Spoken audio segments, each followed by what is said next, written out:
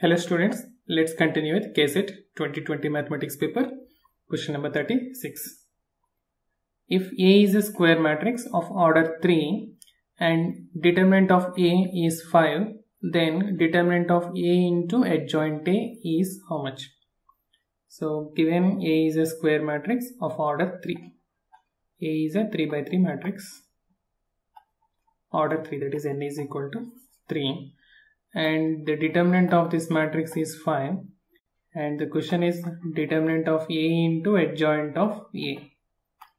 So since we know the property determinant of AB is equal to det A into det B for two matrices of same order, square matrices of same order, so we can just consider det A into determinant of adjoint of A, and we know det A into adjoint of determinant of adjoint A. We have the formula is nothing but det A power n minus 1, where n is the order of the matrix. Where n is the order of a matrix, since order is 3, so we can write det A whole to the power of 3 minus 1. So we can just use here det A whole to the power of 1, and here it is 2. Total it is nothing but whole to the power of 3. So det A is 5, 5 to the power of 3, 5 cube is the answer.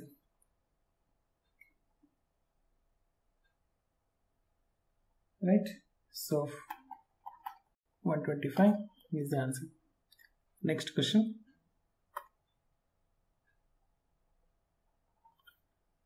If f of x is equal to sine inverse of 2x upon 1 plus x square, then f dash of root 3 is.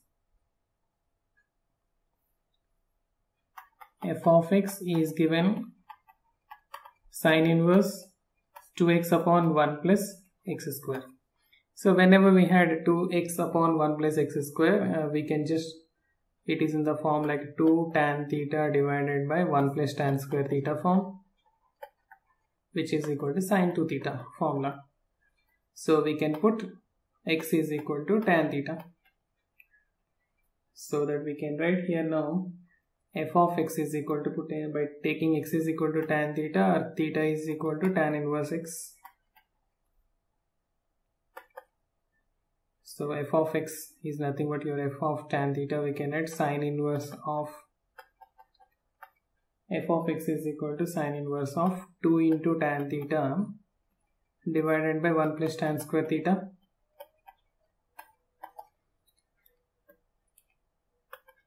So which equals to sine inverse of 2 tan theta by 1 plus tan square is sine 2 theta.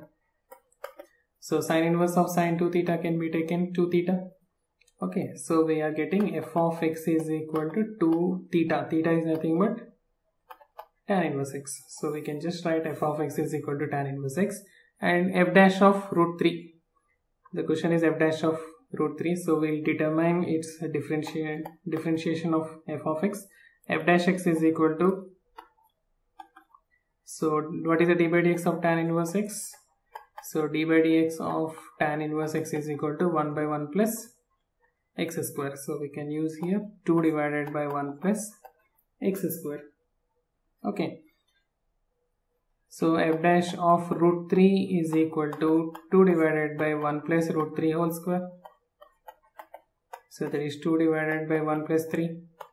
So 2 upon 4. 2 upon 4 is 1 by 2. So 1 upon 2 is which option? Option A. So 37th option A.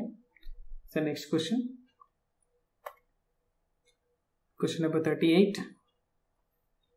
The right hand and left hand limit of the function f of x is equal to e to the power 1 upon x minus 1 divided by e to the power of 1 upon x plus 1 for x not equal to 0 and 0 for x is equal to 0 are respectively.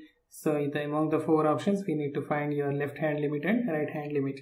So first we find the right hand limit. Limit extends to 0 plus f of x. We can write it as a limit h tends to 0 f of 0 plus h, right? So this is equal to, by substituting in place of x f of h, if I can take limit h tends to 0 e to the power of 1 upon h minus 1 divided by e to the power of 1 upon h plus 1.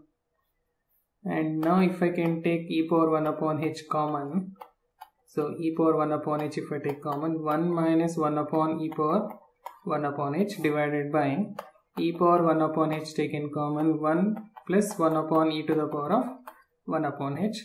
So we can cancel these two, e power 1 upon h. And since we know that as h tends to 0, 1 upon h tends to infinity, and here e power 1 upon h, e power 1 upon h as h tends to 0, e power 1 upon h tends to e power infinity, that is infinity. And what is 1 upon e power 1 upon h tends to? That is 1 upon e power infinity, 1 upon infinity tends to 0. So as h tends to 0, we can just consider as h tends to 0, 1 upon e power 1 upon h tends to 0. So we can write this as 1 minus 0 divided by 1 plus 0. So answer is 1. So right hand limit is 1. Right hand limit is 1, either first option or fourth option. Then left hand limit. We'll see the left hand limit. Limit extends to 0 minus f of x can be taken limit h tends to 0 f of 0 minus h. So which equals to limit h tends to 0 e to the power of minus 1 by h minus 1 divided by e to the power of minus 1 by h plus 1. And this can also be written limit h tends to 0 1 upon e power 1 upon h minus 1 divided by 1 upon e power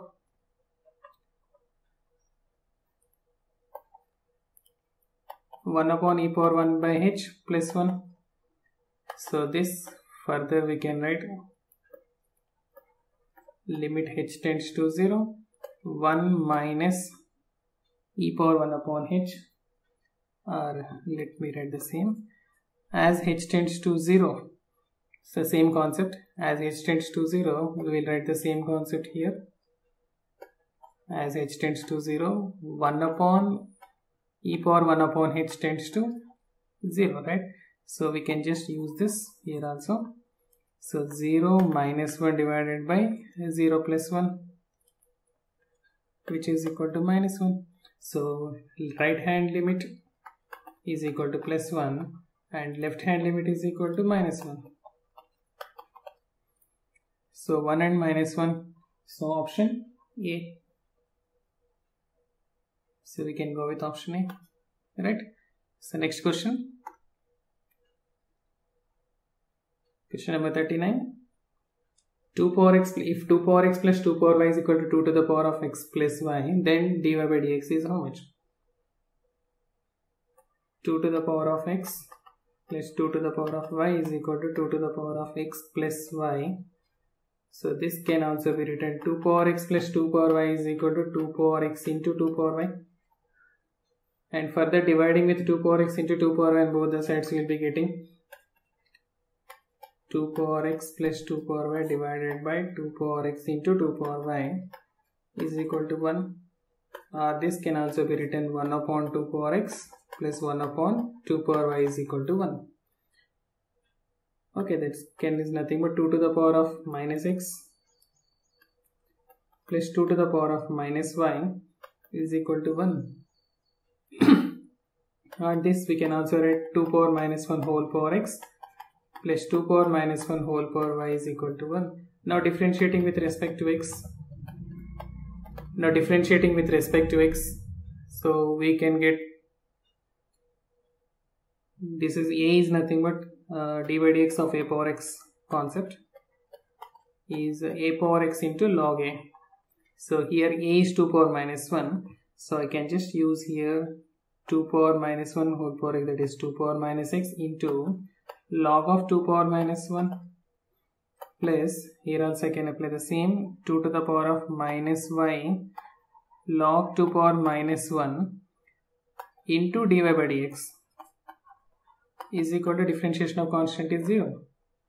So log 2 to the power of minus 1 I can take out common, and the remaining is 2 power minus x plus 2 power minus y dy by dx is equal to 0. So this can also be written 2 power minus y dy by dx is equal to minus 2 power minus x, or we can write 2 dy by dx is equal to minus 2 power minus x by 2 power minus y, or we can also write minus 2 to the power of y divided by 2 to the power x.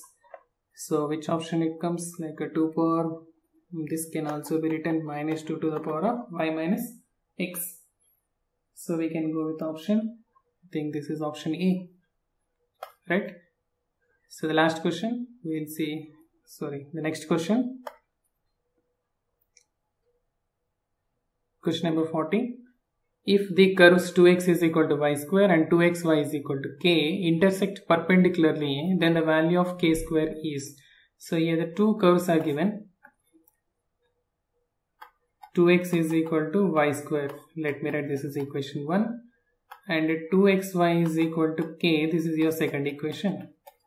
Now solving these two equations, so we can get that in the second equation, first equation if we substitute in the second equation, so we will be getting y cube is equal to k, that is k is or y is equal to k to the power of 1 by 3. And substitute this y is equal to k to the power of 1 by 3 in, let me take in the first equation. In first equation if I put, so 2x is equal to k to the power of 2 by 3, right? Or x is equal to, we can write k to the power of 2 by 3 divided by 2.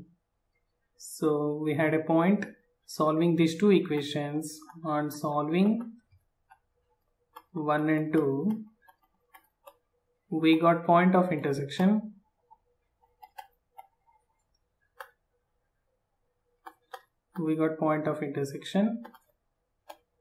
K to the power of 2 by 3 by 2 comma, and y is nothing but k to the power of 1 by 3. So this is a point where the two curves will intersect.